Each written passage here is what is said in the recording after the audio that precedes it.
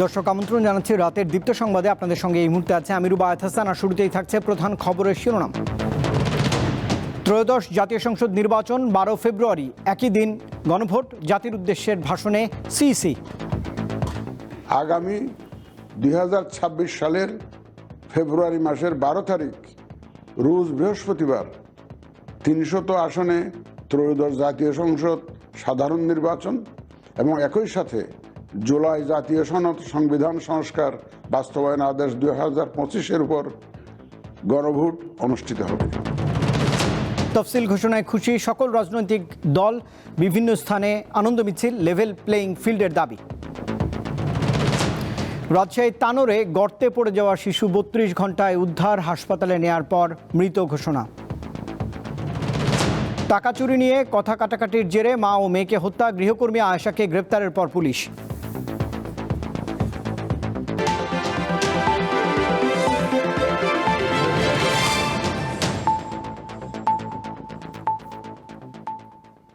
এবারে পুরো আয়োজন।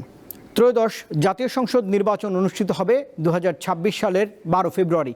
বৃহস্পতিবার সন্ধ্যায় জাতির উদ্দেশ্যে দেওয়া ভাষণে নির্বাচনের তফসিল ঘোষণার সময় সিইসি জানিয়েছেন, একই দিনে অনুষ্ঠিত হবে গণভোট। ভোট গ্রহণ শুরু হবে সকাল 7:30টায়, চলবে বিকেল 4:30 পর্যন্ত একটানা।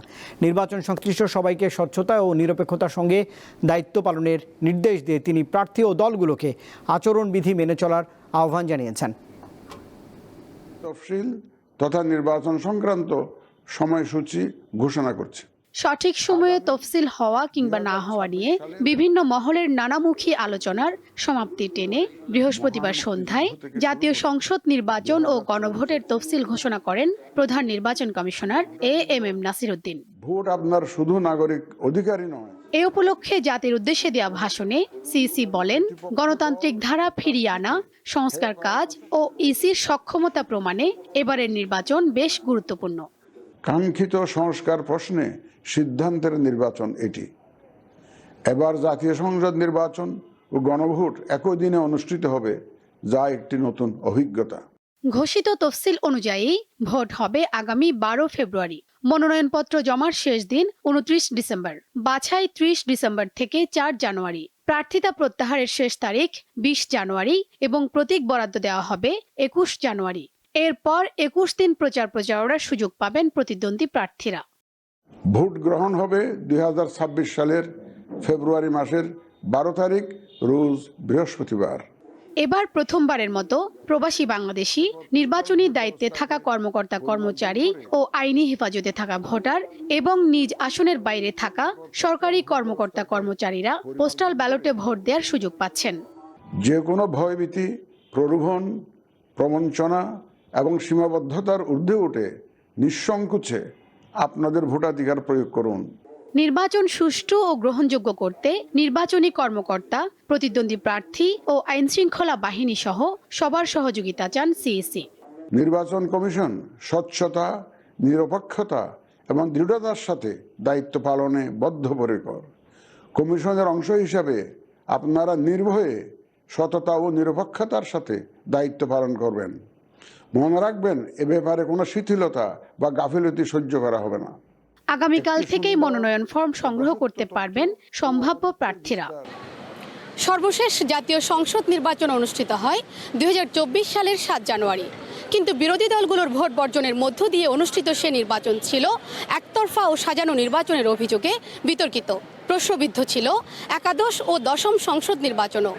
এমন প্রেক্ষাপটে দাঁড়িয়ে বর্তমান কমিশনের কাছে আসন্ন ত্রয়োদশ সংসদ নির্বাচনকে অন্তর্ভুক্তিমূলক এবং সর্বস্তরে গ্রহণযোগ্য করার কোনো বিকল্প নেই বলছেন বিশ্লেষকেরা। শিউলি শবনম, দীপ্ত সংবাদ, মানিক মে এভিনিউ, ঢাকা।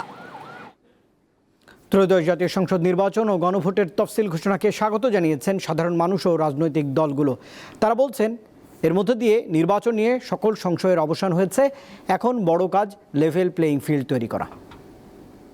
26 সালের ফেব্রুয়ারি মাসের 12 তারিখ রোজ বৃহস্পতিবার 300 আসনে ত্রয়োদশ জাতীয় সংসদ সকল জল্পনা কল্পনার অবসান ঘটিয়ে অবশেষে বৃহস্পতিবার সন্ধ্যায় জাতির উদ্দেশ্যে দেওয়া ভাষণে ত্রয়োদশ জাতীয় সংসদ নির্বাচনের তফসিল ঘোষণা করেন প্রধান নির্বাচন কমিশনার এএমএম নাসির উদ্দিন। এর পরপরই রাজধানী থেকে শুরু করে সারা দেশে বইতে শুরু করে নির্বাচনী আমেজ। এই তফসিল ঘোষণার মধ্য দিয়ে নির্বাচনী ট্রেনে যাত্রা শুরু করলো দেশ। তফসিল ঘোষণায় খুশি সাধারণ ভোটাররা। প্রজন্ম দল বেঁধেছে একটা ভোট দেবে, এই যে ভোটের যে একটা আনন্দ আমেজ, এটা কিন্তু এখন ছড়িয়ে গেছে রাজধানী সহ সারা দেশে। নতুন বাংলাদেশের নতুন ভোট চাই। নির্বাচন কমিশনকে অসংখ্য ধন্যবাদ। ভারত থেকে ঘোষণা করছে যেন সুষ্ঠুভাবে নির্বাচন হয়, কারো হানাহানি মারামারি আমরা চাই না। ভোটারদের মতো তফসিল ঘোষণাকে স্বাগত জানিয়েছে রাজনৈতিক দলগুলো। তারা বলছেন এখন নির্বাচন কমিশনের বড় দায়িত্ব লেভেল প্লেইং ফিল্ড তৈরি করা। আজকে এই ঘোষণার মধ্য দিয়ে প্রমাণিত হয়েছে যে নির্বাচন কমিশন এবং সরকার এবং রাজনৈতিক দলগুলো তারা এই নির্বাচন অনুষ্ঠান করতে চায় এবং জনগণের যে ভোটের অধিকার সেটাকে আপনার বাস্তবায়িত করতে চায়। এই নির্বাচনকে সুষ্ঠু, সুন্দর, গ্রহণযোগ্য করার জন্য নির্বাচন কমিশনের উপর যে দায়িত্ব, সেই দায়িত্ব পালনে তারা সর্বোচ্চ দায়িত্বশীলতার ভূমিকা তারা পালন করবেন। কোনো ধরনের কোনো দুর্বলতা, ত্রুটি বিচ্যুতি যাতে না থাকে, আমরা সেটা প্রত্যাশা করব। আজকে সরকার এবং নির্বাচন কমিশনকে ধন্যবাদ এবং স্বাগত জানাচ্ছি যে তারা ইলেকশনের তফসিল ঘোষণা করেছে। আমরা একটি কথা বলবো, সরকার এবং নির্বাচন কমিশনের নির্বাচন নিয়ে সদিচ্ছা রয়েছে, কিন্তু নিরপেক্ষতা এবং সক্ষমতার অভাব রয়েছে। অন্তর্বর্তী সরকার দায়িত্ব নেওয়ার 16 মাসের মাথায় জাতীয় সংসদ নির্বাচনের তফসিল ঘোষণা করল ইসি। নূর আলম, দীপ্ত সংবাদ, ঢাকা। আসন্ন জাতীয় সংসদ নির্বাচনে ব্যক্তি নয়, ধানের শীষের জন্য কাজ করতে নেতাকর্মীদের প্রতি আহ্বান জানিয়েছেন বিএনপির ভারপ্রাপ্ত চেয়ারম্যান তারেক রহমান। বৃহস্পতিবার রাজধানীতে এক অনুষ্ঠানে ভার্চুয়ালি যুক্ত হয়ে তিনি এই আহ্বান জানান। তারেক রহমান বলেন, বিএনপি থেকে যারা মনোনয়ন পাবেন তাদের জন্য কাজ করতে হবে। দল যাকেই মনোনয়ন দিক না কেন, সবাইকে ধানের শীষের প্রার্থীর জন্য কাজ করতে নির্দেশ দেন তিনি। বিএনপির ভারপ্রাপ্ত চেয়ারম্যান বলেন, এই মুহূর্তে বিএনপি ছাড়া দেশের মৌলিক বিষয়গুলো নিয়ে অন্য কোনো রাজনৈতিক দল চিন্তা করছে না।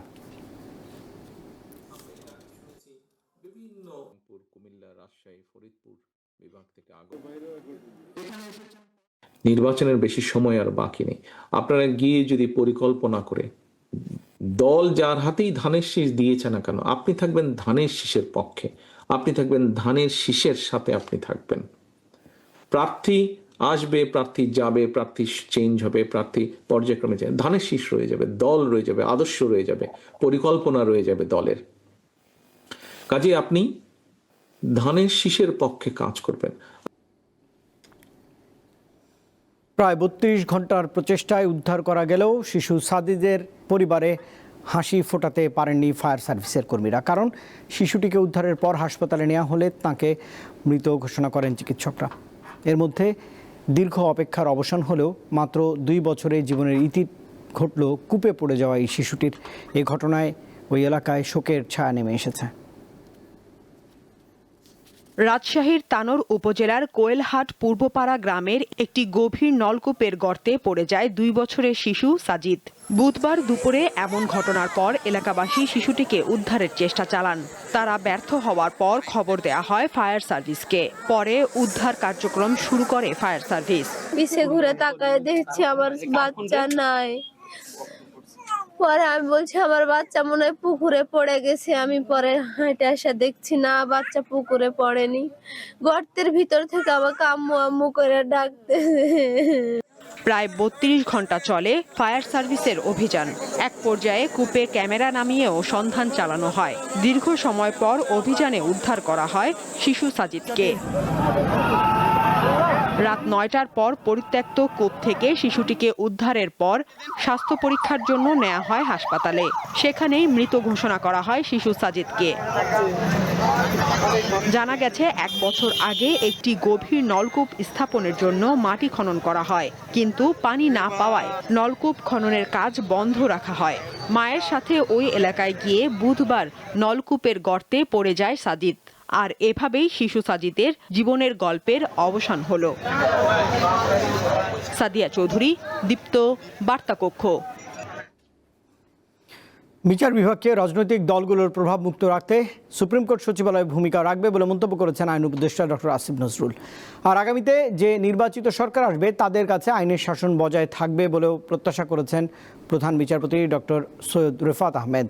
বৃহস্পতিবার বিকালে সুপ্রিম কোর্ট সচিবালয় উদ্বোধনকালে এসব কথাই জানিয়েছেন তারা। বিচার বিভাগের পূর্ণ স্বাধীনতা নিশ্চিতের লক্ষ্যে সুপ্রিম কোর্টের জন্য পৃথক সচিবালয় প্রতিষ্ঠায় গত 30 নভেম্বর সুপ্রিম কোর্ট সচিবালয় অধ্যাদেশ 2025 জারি করে আইন, বিচার ও সংসদ বিষয়ক মন্ত্রণালয়।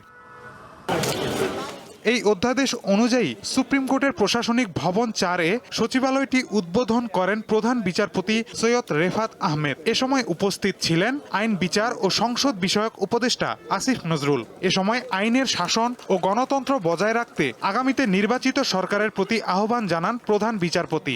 এটা সাফল্য যতটা আমাদের অর্জন হবে, এটার ব্যর্থতাও কিন্তু আমাদের মেনে নিতে হবে। তো সেই দিক থেকে আমি সবার কাছে আমার আহ্বান রইল, আগামীতে যে নির্বাচিত সরকার আসবেন তাদের তো বটেই, এবং আমাদের যত স্টেক হোল্ডার আছে তাদের সবাইকে এই যে ধারাবাহিকতা, এই সচিবালয়ের ধারাবাহিকতা, আইনের শাসন বজায় রাখা, গণতন্ত্রকে বজায় রাখা, এই ধারাবাহিকতা যেন অটল থাকে। আইনের শাসন ও রাজনৈতিক প্রভাবমুক্ত বিচার নিশ্চিতে আজকের দিন স্মরণীয় হয়ে থাকবে বলে জানান আইন উপদেষ্টা। আজকে বাংলাদেশে বিচার বিভাগের স্বাধীনতা প্রতিষ্ঠা, আইনের শাসন প্রতিষ্ঠা এবং মানবাধিকার প্রতিষ্ঠার পথে একটা ঐতিহাসিক দিন। আগামীতে আমরা বিশ্বাস করি এই সচিবালয় বাংলাদেশে আইনের শাসন প্রতিষ্ঠার পথে একটা বিরাট ভূমিকা রাখবে। সুপ্রিম কোর্ট সচিবালয় অধ্যাদেশের মাধ্যমে নির্বাহী বিভাগ থেকে বিচার বিভাগ পুরোপুরি পৃথক হলো। মাহিদুর রহমান, দীপ্ত সংবাদ, ঢাকা।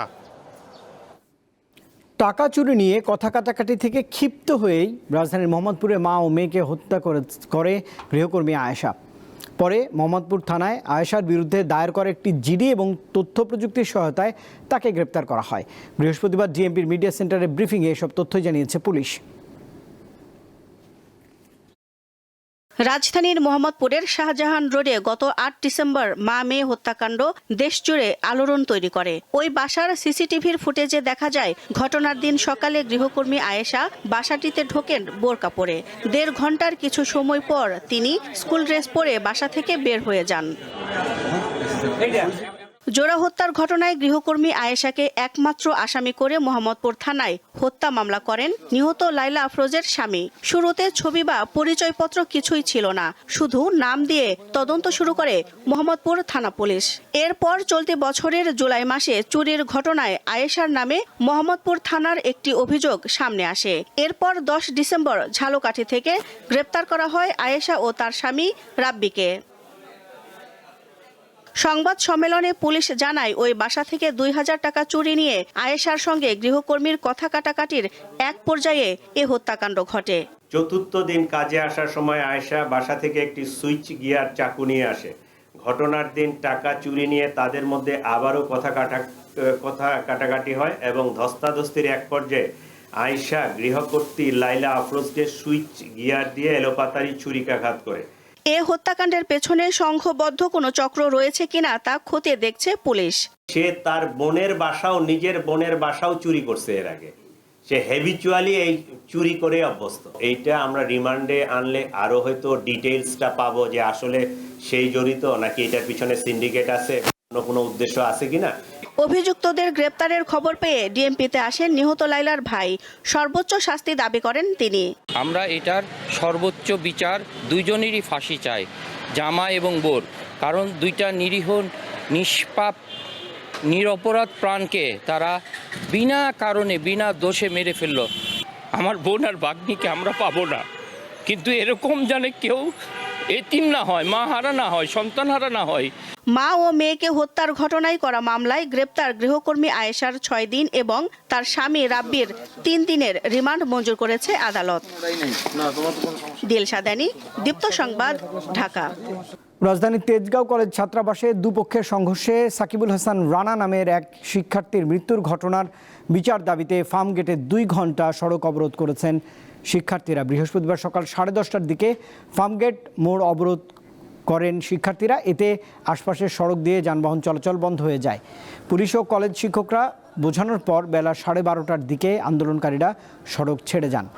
এরপর যানবাহন চলাচল স্বাভাবিক হয়। নিহত সাকিবুল হাসান রানা তেজগাঁও কলেজের উচ্চ মাধ্যমিকের শিক্ষার্থী ছিলেন। শিক্ষার্থীরা জানান, গত 6 ডিসেম্বর রাতে ছাত্রাবাসে 2টি গ্রুপের মধ্যে সংঘর্ষে মাথায় আঘাত পান রানা। হাসপাতালে চিকিৎসাধীন অবস্থায় গতকাল মারা যান সাকিবুল হাসান রানা।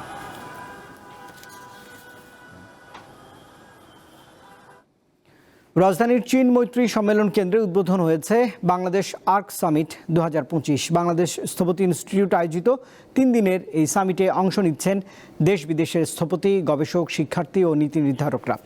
স্থান তৈরি, বাসস্থান গঠন প্রতিপাদ্যকে সামনে রেখে করা হয়েছে এবারের আয়োজন। উদ্বোধনী অনুষ্ঠানে অন্তর্বর্তীকালীন সরকারের প্রধান উপদেষ্টা অধ্যাপক ডক্টর মোহাম্মদ ইউনূস ভিডিও বার্তা দিয়েছেন।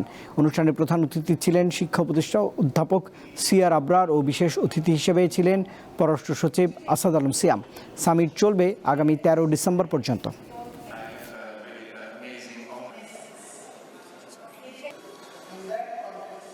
রাজধানীর ব্যস্ত জীবনে বুক ভরে নিঃশ্বাস নেয়ার এক জায়গা রমনা পার্ক। প্রাণ ও প্রকৃতির এই সমারোহে আরও রং ছড়িয়েছে তাসলিমা আক্তারের উন্মুক্ত আলোকচিত্র প্রদর্শনী। মানুষের সাথে প্রকৃতির নিবিড় সম্পর্কের নানা রকম গল্পই ফুটে উঠেছে এই প্রদর্শনীতে। সবুজ ঢাকা শহরের আকাঙ্ক্ষা এবং রমনার প্রাণ প্রকৃতির গল্প ক্যামেরাবন্দি করেছেন আলোকচিত্রী তাসলিমা আক্তার। ভালোবাসি রমনা, প্রাণ ও প্রকৃতির গল্প নামের এই আলোকচিত্র প্রদর্শনীতে উঠে এসেছে তার 1 দশকের অভিজ্ঞতা। ভালোবাসি রমনা, প্রাণ ও প্রকৃতির গল্প নিয়ে রাজধানীর রমনা পার্কে শকুন্তলা চত্বরের সামনে চলছে এই বিশেষ প্রদর্শনী। 75টি আলোকচিত্র নিয়ে সাজানো এই আয়োজনে ফুটে উঠেছে রমনার প্রতিদিনের জীবন, গাছপালা, পাখি এবং প্রকৃতির সাথে মানুষের কথোপকথনের মুহূর্তগুলো। একজন বয়সী মানুষ, একটা বয়সী গাছ। আলোকচিত্রী তাসলিমা আক্তার পেশাগত পরিচয়ের বাইরেও একজন শ্রমিক ও নারী আন্দোলনের সংগঠক এবং মানবাধিকার কর্মী। তার লেন্সে রমনা ধরা দিয়েছে অন্য এক রূপে। আমরা কিন্তু দেখি শহরটা দিনে দিনে সবুজ শূন্য হয়ে আসছে। আমাদের শহরে যত এয়ার কন্ডিশন আছে তত গাছ নাই। আমাদের নিঃশ্বাসের একটা বড় জায়গা হচ্ছে রমনা পার্ক। সবুজ পার্ক, গাছ এগুলো না থাকে আমাদের প্রাণের উপরেই কিন্তু একটা চাপ এসে পড়ে। তো ফলে আমরা সবুজ চাই এবং এই পার্কে অনেকগুলো জিনিস দেখি আমি, যেগুলো আমাকে অনুপ্রাণিত করেছে।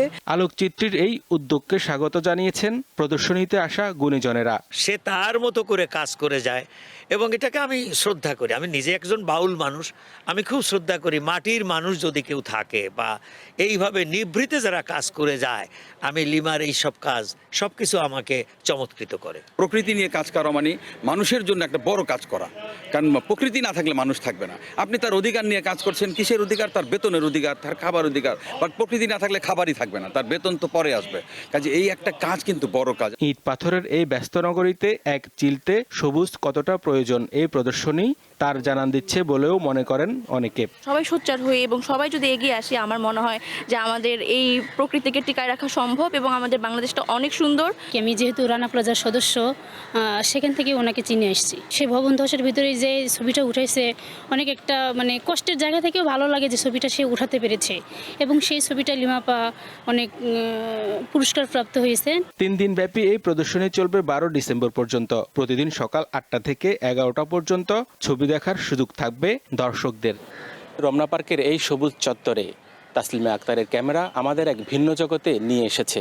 এই ছবিগুলো শুধু রমনা পার্কের সৌন্দর্য দেখাচ্ছে না, একই সাথে শহরের মানুষের জন্য সবুজের প্রয়োজনীয়তা এবং প্রকৃতির সাথে তাদের আত্মিক বন্ধনের গল্পও বলছে। হেদায়েতুল্লাহ সীমান্ত, দীপ্ত সংবাদ, ঢাকা।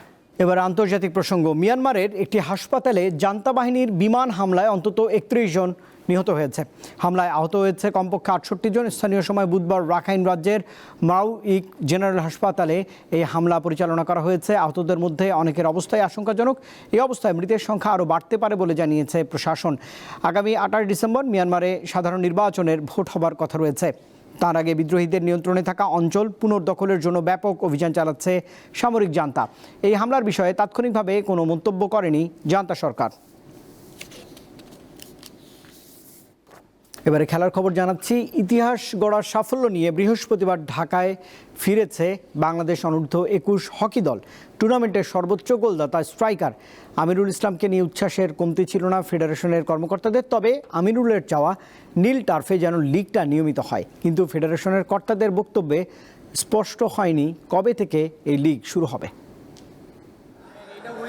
ঢাকায় ফেরা দেশের হকি খেলোয়াড়দের এমন হাসি মুখ শেষ কবে দেখেছিল এদেশের মানুষ তা জানতে ইতিহাস ঘাঁটতে হবে। তবে এবার ভারতের তামিলনাড়ুতে চ্যালেঞ্জার্স কাপে অস্ট্রিয়াকে 5-4 গোলে হারিয়ে 24 দলের মধ্যে 17তম হয়ে ইতিহাস গড়েছে বাংলাদেশ অনূর্ধ্ব 21 হকি দল। দলের পারফরমেন্সের চেয়েও ক্যামেরার নজর সবচেয়ে বেশি ছিল স্ট্রাইকার আমিনুল ইসলামের দিকে। 5টি হ্যাটট্রিক সহ মোট 18টি গোল করেছেন বাংলাদেশের এই স্ট্রাইকার। ফেডারেশনের কাছে চাওয়া যে তারা যেন লিগটা অন্তর্ভুক্ত করে, এবং আমি বলবো যে যেহেতু হকিটা দেখা যাচ্ছে যে লিগ নাই, আমাদের ফাইন্যান্সিয়াল সাপোর্ট আমরা দেখতে পাচ্ছি না, তো সেক্ষেত্রে বলবো যে ক্রীড়া পরিষদ আছে এবং ফেডারেশন আছে, তারা যদি এই বিষয়ে আরো দেখে। টার্ফে নেই নিয়মিত খেলা, শুধুমাত্র অনুশীলন করেই বিশ্ব আসরে খেলতে যায় যুবারা। তাতে আক্ষেপ যেমন আছে তেমনি এই দলটা নিয়েও বড় প্রত্যাশার কথা জানান কোচ। এই দলটার মধ্যে সমঝোতা ও পেশাদারিত্ব খুব ভালো, কেউ কারোর ওপর কোনো অভিমান নেই, প্রত্যেকে একে অন্যকে সাপোর্ট করে। ফেডারেশনের উচিত এদের নিয়ে সঠিক পরিকল্পনা করা। কিন্তু ফেডারেশনের সাধারণ সম্পাদকের কথায় অসহায়তা স্পষ্টতা যেন আবারও ফুটে উঠেছে। ক্লাবগুলোর কাছে যেন সত্যি বন্দী ফেডারেশন কর্তারা। আমরা আবার ক্লাবদেরকে চিঠি দিব, আসেন আমরা লিগটা শুরু করি, কারণ ক্লাব তো লিগ টিম তারা আনে, আমরা শুধু অর্গানাইজ করে খেলতে পারি। আমরা চিঠি দিব, ক্লাব না খেলে তখন আমরা আপনাদেরকে জানাবো ভাই ক্লাব খেলতেছে না, আমরা চিঠি দিছি তারা খেলতেছে না, এটা বলতে পারবি না, এটা বেশি কিছু বলতে পারি। যুবাদের সাফল্যের এই পথ চলা কতটা মসৃণ হবে হকি কর্তাদের পরবর্তী পরিকল্পনা এখন সেটি দেখার বিষয়। মোহাম্মদ হাসিব, দীপ্ত স্পোর্টস, ঢাকা। আর দর্শক, এই খবরের সঙ্গে শেষ করছি রাতের দীপ্ত সংবাদ। শেষ করার আগে প্রধান খবরের শিরোনাম থাকছে আরেকবার।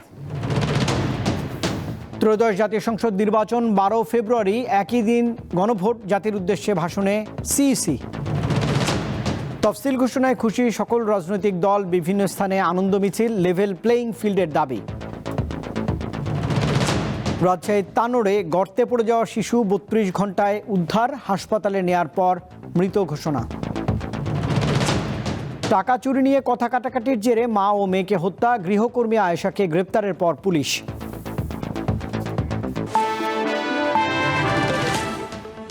আর দর্শক, এই ছিল এখনকার মতো। এতক্ষণ সঙ্গে থাকবার জন্য ধন্যবাদ সবাইকে। আরও তথ্য বিনোদনের জন্য যুক্ত থাকতে পারেন দীপ্ত টেলিভিশনের ডিজিটাল প্ল্যাটফর্মগুলোতে।